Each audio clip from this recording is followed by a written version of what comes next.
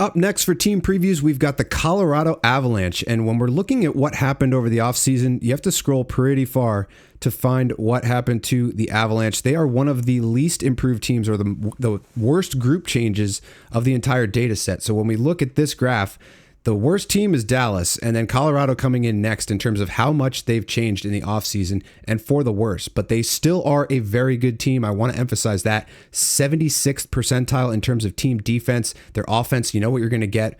They last year were an 878 on this combined metric. What this is the top 12 forwards, top 6D. You take all of their combined ratings and give a sum for the entire team. So they did go down significantly, losing some guys. And when we look at the additions and subtractions, on the way out, Jonathan Drouin, a key figure of that power play at points last year, Charlie Coyle, John Ludwig, Ryan Lindgren, Miles Wood, Joel Kiviranta. I think he might be back. I can't remember.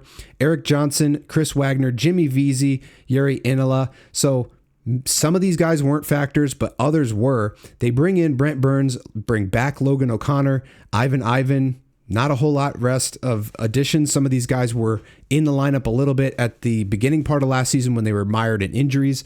But you know what you're going to get out of Colorado Avalanche. They are a really good team, 6th in the NHL in goals for, 11th in the NHL in goals against. So that's really good on both sides of the puck. 102-point team last year, finished 3rd in the Central. So they are still going to be one of those powerhouse teams in the Central Division. And when we look at why, there's a ton of fantasy value in this file as well. Obviously, Nathan MacKinnon, 116 points in 79 games last year, 100th percentile in basically every offensive metric. He was better than Connor McDavid last year, which is not something that many players can ever say in any given season. He was arguably the number 1 pick. If you picked McKinnon at 2, we saw in our points league video, you definitely won a lot of your fantasy championships. 4.05 shots per game has him in the top, I think, 1 or 2 in the league. I think Pasternak has been above that at times, but basically the best shooter in the game in terms of volume. Half a point per game on the power play. That's crazy. 1 assist per game average. That's crazy. 1.5 point per game average.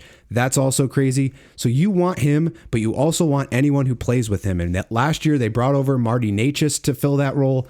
83 points in 79 games.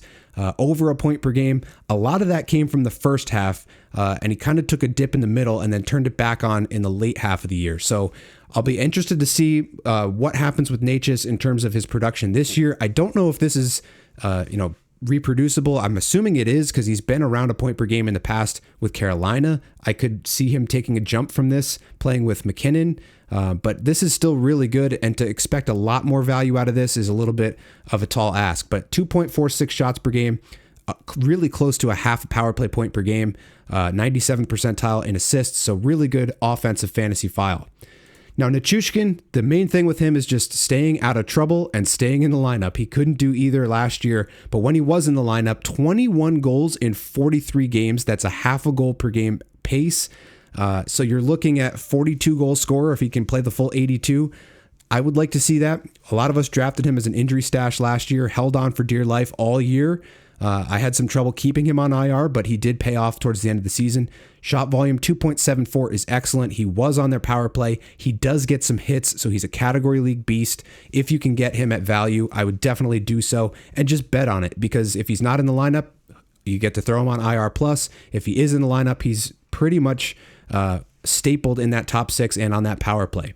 Without him, Ross Colton was fantasy valuable last year. 16 goals, a lot of those coming in the first couple of months of the season. He was a really good goal scorer. He got hurt. He only played 61 games last year. 2.38 hits per game, 2.05 shots per game, and the goal scoring is there. I'd like to see him improve on that. Now, in order to do that, you also have Brock Nelson playing probably second line center, so Colton would maybe have to shift to the wing. 56 points in 80 games, 26 goals, so he's good shot volume, good goal scorer. Not much in terms of hits or blocks, but I could definitely see him taking a jump, especially if he can get some power play 2 time. I assume he'll be power play 2, and they do have some talent for power play 2 as well. So Arturi Lehkonen occasionally gets power play time. Didn't get a ton of it last year, 5 power play points. 45 in 69 is not bad. 27 goals is pretty good. That's what he's good for. Goal scoring, shot volume, and occasionally he gets some power play points on top of that. He's been around a point per game in the past, just didn't hit that last year. In terms of the rest of their forward group, there's not a ton, but there's a number of guys we just covered that you can go to and are potentially draftable in fantasy. When we look at their D, you know what you're going to get. Cale Makar is a borderline first-round pick this year. He's basically always the back end of the first round, early part of the second round, and he's worth it almost every time. 1.15 points per game last year, 3 shots per game plus, just under a half a point per game on the power play, 1.6 blocks per game. Only thing he doesn't do is hit. 35 power play points in 80 games, 92 points total, 30 goals for a defenseman, which we hadn't seen since Mike Green did it probably 15, 20 years ago by now. So obviously he's excellent. Devon Toews is the question mark for me. He's been fantasy relevant in the past, but what is he going to provide in terms of shot volume or hits or anything else that's going to make him more fantasy relevant? 44 points and 76 is pretty good. 10 goals is pretty good. 34 assists, not bad. 87th percentile there, but just need a little bit more from him, especially because he does most of his damage at 5-on-5. Now, when it comes to the Colorado Avalanche, one of the biggest question marks has been goaltending.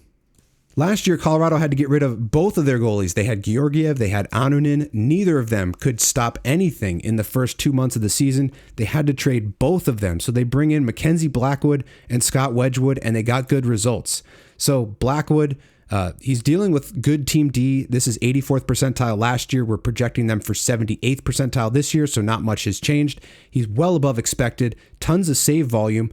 911 save percentage, 2.6 goals against, 28 wins in 56 games, and he could improve on that because he came over after 2 months playing with San Jose. So he could potentially be in this 56 to 60 game range again. And then if you're penciling him in, you're probably going to get 30, 35 wins out of him. And then if these numbers stay the same with save percentage and goals against, you're kind of running all the way to the bank, maybe the championship, if you can find him at value. I wouldn't take too high of a pick on him, but anything after the 5th round range, I would see him as a definite option. When you're looking at backups, Wedgwood is a pretty good one. 908 save percentage, 2.3 goals against, 13 wins in 28 starts. So you're still getting quality goaltending out of Wedgwood. So if you want to look on the waiver wire at any point during the season, definitely look at Wedgwood. He's been a good backup pretty much wherever he's gone. And then now he's getting that elite team exposure. So to sum it up for Colorado, they did regress quite a bit in terms of fantasy value. They still do have a ton of fantasy value, however. Their defense is pretty good, which will make their goaltending ownable. They do have obvious guys that you want to own in fantasy. McKinnon, Makar are 2 first-round guys that you want. Necas, Nichushkin, they definitely want to draft them in the middle round ranges. Maybe you go Lehkonen, Nelson, or even Ross Colton in the later rounds. There's a couple of options. There's just not a ton of options like there has been in the past. And also, I didn't mention him yet, but Gabe Landeskog is back. He didn't play at all in the regular season over the last 3 seasons. So we'll have to wait and see what his file looks like as we enter into the season. But I wouldn't take too much of a risk on him. I would maybe draft him in the 13th round plus range, just kind of throw in a bet to see if maybe he could bounce back and be a factor in that top 6. He's had injury trouble. He looked pretty good in the playoffs, but just a word of caution about Gabe Landeskog. But that's going to do it for this episode of Team Preview. Stay tuned for the next one. And if you haven't seen it yet, I've done a full breakdown of points and category league strategy on the channel. Go check those out. Stay tuned, and I'll see you in the next one.